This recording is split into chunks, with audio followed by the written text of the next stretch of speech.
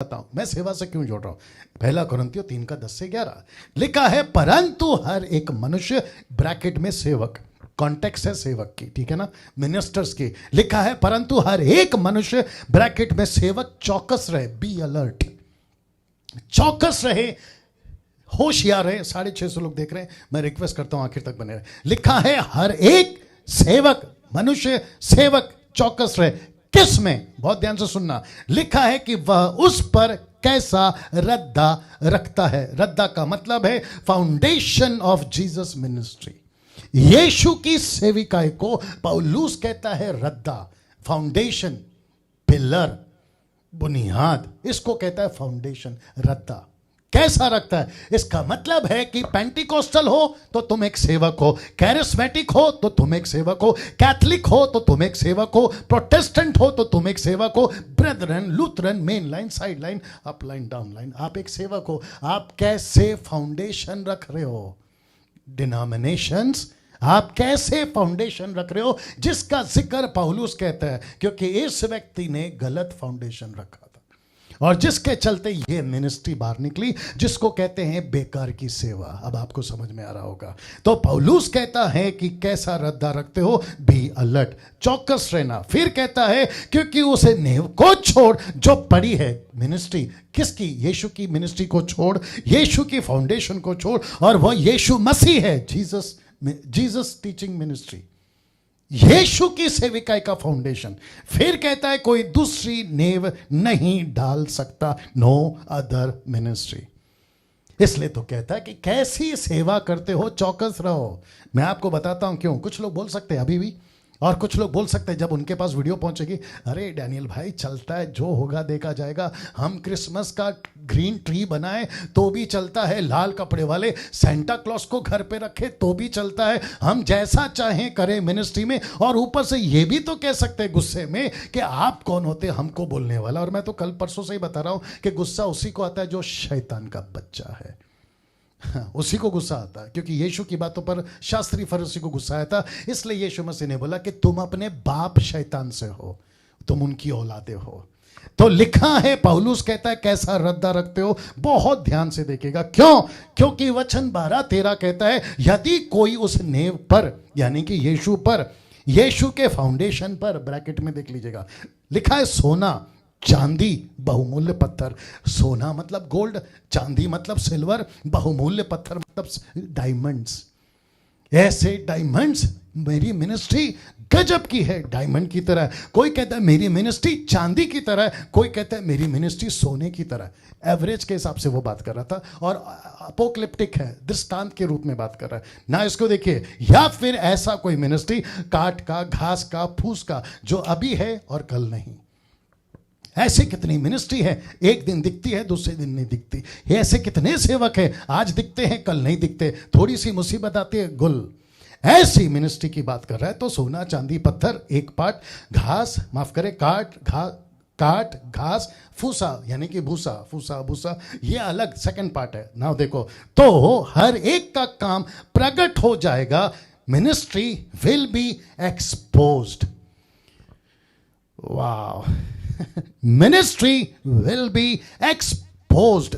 कब? जिस दिन यीशु न्याय करेगा तब, क्योंकि वह दिन उसे बताएगा। मत्ती 7:21 को कनेक्ट किया हूं, जहां लिखा है कि भविष्यवक्ता, जादू टोना वाले जो निकालते हैं, और दुष्ट आत्मा निकालने वाले, मिरेकल्स वर्कर्स, उन सबको यीशु मसीह एक लाइन में खड़ा करेगा और उनसे कहेगा कि मैंने तुमको कभी नहीं जाना। इसको कहते हैं कि वह दिन उसे बताएगा। क्या बताएगा? इसलिए कि आग के साथ प्रकट होगी, और वह आग, रेवलेशन 22:11 कहता है कि एक दिन सबका काम परखेगी। धर्मी है धर्मी बना रहे, अधर्मी है अधर्मी बना रहे, सबको प्रतिफल देने का फल मेरे पास में। फिर कहता है हर एक का काम मिनिस्ट्री परखेगी कि कैसा है। अब इसको देखो, 1 Corinthians 13:14, जिसका काम उस पर बना हुआ स्थिर रहेगा वो मजदूरी पाएगा, नहीं तो गई भैंस पानी में। वाह, कैसा लग रहा है दोस्तों?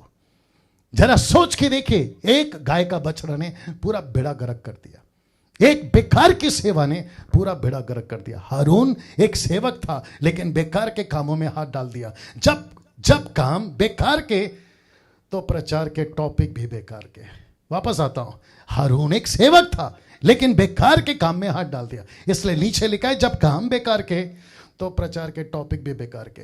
आप जानना चाहते हैं टॉपिक कैसे बेकार के आते हैं? लीजिए, दूसरा राजा 18:4। हिजकिय्याह एक राजा था जो दाऊद के वंश से निकला था, ठीक है ना।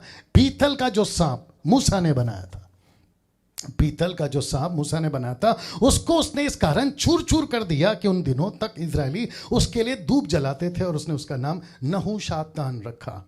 अब आप सोचिए, मैंने क्या कहा यहां पर दिखा देता हूं। जो काम बेकार का उसके प्रचार के टॉपिक भी बेकार के। तो मैं आपको बताता हूं कि ये जो सांप है ना, एक पर्पस के लिए बनाया था और वो घड़ी तक के लिए बनाया था। लेकिन उसके बाद में प्रचार शुरू हुआ, बोला यही है हमारा देवता, इसके लिए अर्पण चढ़ाओ, इसके लिए धूप चढ़ाओ। कहां गया ये वाला?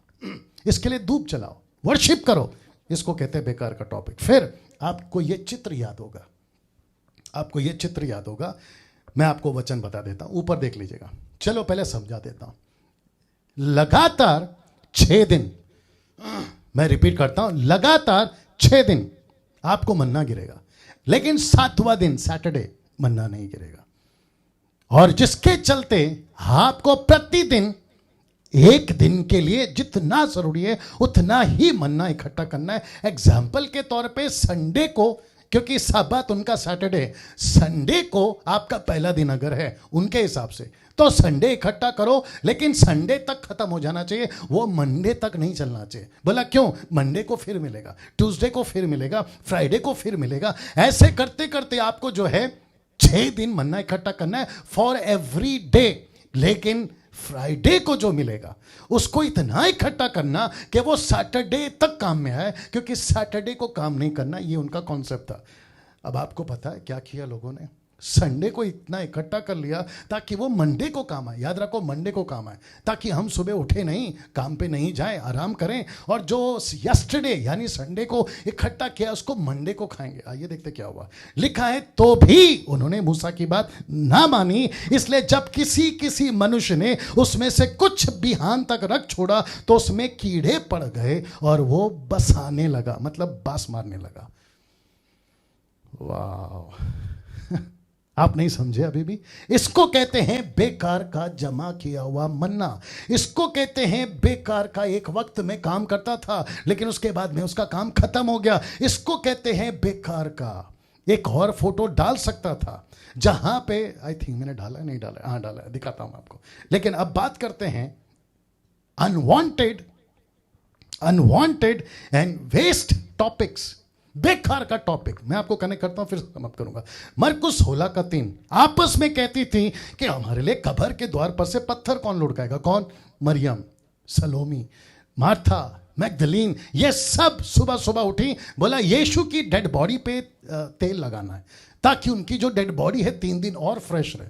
ऐसा कोई लॉजिक था तभी, और जिसके चलते उन्होंने कहा था कि ऐसा कुछ करते हैं और फिर हम जो है ना उनकी डेड बॉडी को 3 दिन और फ्रेश रखेंगे। इसको कहते हैं बेकार की चर्चा। क्यों? क्योंकि नीचे लिखा है, कहां गया? हाँ, कहते हैं हमारे लिए कब्र के द्वार पर से पत्थर कौन लुढ़काएगा, जबकि आगे पढ़ोगे तो लिखा है पत्थर तो पहले से लुढ़का हुआ था।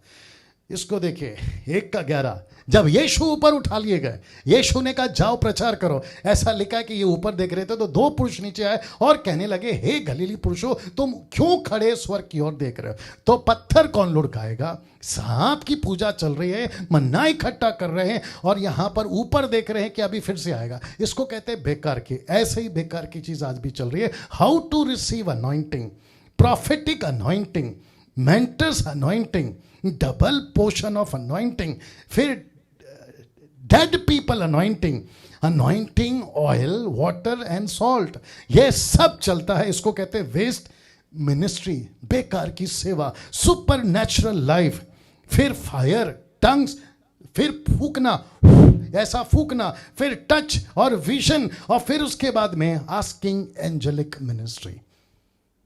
अब मुझे बताइए, ये सब की स्क्रीनशॉट ले लीजिए। डंके की चोट पे बोलता हूं, एक रेफरेंस निकाल के बता दो कि आपको अनॉइंटिंग की जरूरत है, आपको प्रोफेटिक अनॉइंटिंग की जरूरत है, आपको मेंटर्स की अनॉइंटिंग की जरूरत है, आपको डबल पोर्शन की अनॉइंटिंग की जरूरत है, आपको मरे हुए लोगों की, लिखा है डेड पीपल अनॉइंटिंग, और फिर आपको ऐसे तेल, पानी, रुमाल, कपड़ा, ना जाने क्या क्या, सुपर नेचुरल लाइफ जिसमें फायर है, टंग्स है, ब्लो है, टच है, विजन है और स्वर्गदूतों की सेविका। एक स्क्रिप्चर निकाल के बताइए, ओपन चैलेंज दे रहा हूं, मैं फेसबुक पर यूट्यूब पे आना छोड़ दूंगा। बहुत दिन के बाद बोल रहा हूं, बीच में कम कर दिया था। जिसको 18 पता होता है 17 मत सिखाया करो, 19 सिखाओ, आपके पास बैठ के सीखूंगा। तो मैं फिर कहता हूं, ऐसा बेकार का मिनिस्ट्री या स्टेटमेंट 3 दिन की, 7 दिन की, बोला कौन आ रहे हैं? प्रॉफिट सो एंड सो आ रहे हैं। बोला कौन आ रहे हैं? अफ्रीका से प्रॉफिट सो एंड सो आ रहे हैं। मतलब इनका नाम ऐसा, इनका नाम ऐसा है, और जितना जैसा इंटरेस्टिंग नाम होगा, अगर बाइबल का नाम है प्रॉफिट एलाइजा, बोलो बाप रे, प्रॉफिट अब्राहम, अरे बाप रे, प्रॉफिट मोसेस, अरे गजब। फिर उनकी टिकट की रेट भी उतनी है। इसको कहते हैं काओ, इसको कहते हैं गाय का बछड़ा, इसको कहते हैं बेकार की सेवा। मैं वापस कहता हूं, 27 साल से बाइबल पढ़ रहा हूं, ऐसा एक स्टेटमेंट का स्क्रिप्चर निकाल के बताइए जहां लिखा हो कि तुमको अनॉइंटिंग की जरूरत है। मैं आपको 3-4 दर्जन स्क्रिप्चर बता सकता हूं जहां लिखा है कि जिस दिन आपका उद्धार होता है उसी दिन पवित्र आत्मा, अभिषेक, दान, वरदान, बुलाहट, पावर, सब कुछ आपको उसी दिन मिल जाता है। क्या बात करते हो? उसी दिन मिल जाता है। वाह, उसी दिन मिल जाता है, या उसी दिन मिल जाता है। दोस्तों कैसा लग रहा है? ये सब बातें आप जरा सोचिए। इसको कहते हैं बेकार की सेवा, गाय का बछड़ा। जो चीज मिल गई है इसको कहते हैं, रुक जा, इसको कहते हैं बेकार की चर्चा, पत्थर कौन हटाएगा। इसको कहते हैं ऊपर ताक रहे, यीशु ने कहा जाओ सेवा करो। इसको कहते हैं बेकार का काम, मन्ना कल मिलेगा, आज से इकट्ठा कर रहे हैं। इसको कहते हैं बेकार का काम, बेकार का चर्चा। सांप में कोई पावर नहीं है, सांप में कोई पावर नहीं है, पावर यीशु में है। नमक में, तेल में, कहां गया नमक, तेल में कोई पावर नहीं है, पावर यीशु में है, पावर यीशु में है। ये बात को क्यों नहीं समझ में आते? और जो जीसस क्राइस्ट, जिसने ऐसी दुकानें खोल के रखी है ना, उन सब तक ये वीडियो पहुंचा। और मैं चाहता हूं कि उनको भी समझ आए कि तुमने न जाने कितने गाय के बछड़े बना के रखे हैं, और तुम खुद हारून की जगह पे कह रहे हो कि आज परमेश्वर के लिए अर्पण चढ़ाएंगे। और पब्लिक भी तो पागल है ना, जो अपना कान का, गले का निकाल के दे रही है। उसको कहते हैं लाइक दे रही है, कमेंट्स दे रही है, बोला अरे क्या प्रीचर है, फिर उसकी वीडियो को भी शेयर करते हैं। इसको कहते हैं लो कान का, लो हाथ का। और ये बात समझ में? दोस्तों इस वीडियो को खूब शेयर करिए। आइए प्रार्थना करते हैं, आज के ऑनलाइन चर्च को समाप्त भी करते हैं। सृष्टिकर्ता पिता, यीशु के नाम से आपके पवित्र उपस्थिति में आते हैं। प्रभु मैं विनती करता हूं परमेश्वर, ऐसे बहुत सारे गाय के बछड़े, ऐसे बहुत सारे गोल्डन काव आज मुंबई की सेवा में, महाराष्ट्र की सेवा में, पूना, नागपुर, शोलापुर, कोल्हापुर, गुजरात, पंजाब, आंध्रा, कर्नाटका, तमिलनाडु और फिर नॉर्थ साइड में अमेरिका, अफ्रीका, जापानीज कंट्री। प्रभु मैं प्रार्थना करता हूं ऐसे मूसा को भेज, ऐसे मूसा को भेज, ऐसे लोगों को भेज प्रभु, जो जाकर उनको अकल दे सके कि हारून तूने ये क्या किया। ऐसे लोगों को भेज जो उनके गाय के बछड़े को, काव को, गोल्डन काव को चकनाचूर कर सके। ऐसे लोगों को भेज जो उनकी आंखें खोल सके। और अगर वो डैनियल राज बनता है तो मेरा इस्तेमाल कर, अगर वो मसीह मंथन का प्लेटफॉर्म बनता है तो उनका इस्तेमाल कर, अगर ऐसे 10% लोग बनते हैं उनका इस्तेमाल कर, आने वाली युवा पीढ़ी उनका इस्तेमाल कर, और जो अभी देख रहे हैं उनका इस्तेमाल कर। आपको महिमा देता हूं प्रभु, ये वीडियो जहां भी पहुंचेगा इसी तरीके से उनके हृदय से बात कर, और तेरा वचन जो गूदे गूदे को, हड्डी को चीरता, नसों को चीरता, लहू को चीरता फाड़ता हुआ जो अंदर तक जाता है और उनको बदल देता है, यही सामर्थ के साथ में ये प्रचार जाने पाए। आप ऐसा कर रहे हैं, उसके लिए धन्यवाद। ये प्रार्थना यीशु के नाम से मांगते, सुने और कबूल करें, आमीन। दोस्तों याद रखिए, कल ब्रेक है, कल मंडे है, कल कुछ नहीं है, लेकिन ठीक मंगलवार को रात 8 बजे से 9 बजे तक आपके बीच में मूसा की सेविका का अध्ययन फिर से शुरू हो जाएगा।